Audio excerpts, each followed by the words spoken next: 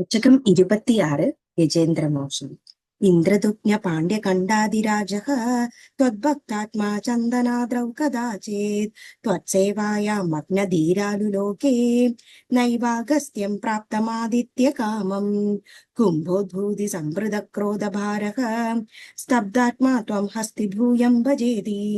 शप्त्वा तैलं प्रत्यगात्सोऽपि लेभे हस्तीन्द्रत्वं त्वत्स्मृति व्यक्तिधन्यम् दुग्धाम्बोधेर्मध्यभाजित्रकूटे क्रीडन् शैले यूदपोऽयं वशाभिः सर्वान् जन्तूनद्यवर्तिष्ठशक्त्या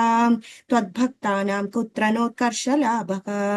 स्वेन स्थेम्ना दिव्यदेशत्वशक्त्या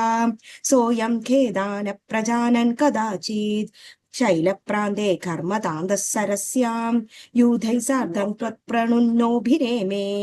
कूकुस्तावदेवलस्यापि शापात् ग्राहीभूतस्तज्जले वर्तमानः जग्राहैनं हस्तिनं पाददेशे शान्त्यर्थं हि श्रान्तिदोषि स्वकानां त्वत्सेवाया वैभवा दुर्निरोधं युध्यन्तं तं वत्सराणां सहस्रं प्राप्ते काले त्वत्पदैकाग्रसिद्ध्यै नक्राक्रान्तं हस्तिवर्यं यथास्त्वम् आर्तिव्यक्तप्राक्तनज्ञानभक्तिः शुण्डोक्षिप्तैः पुण्डरीकैः समर्चन् पूर्वाभ्यस्तं निर्विशेषात्मनिष्ठं स्तोत्रश्रेष्ठं स्वोन्वगादीत्परात्मन् श्रुत्वा स्तोत्रं निर्गुणस्थं समस्तं ब्रह्मेशाद्यर्नाहमित्यप्रयाते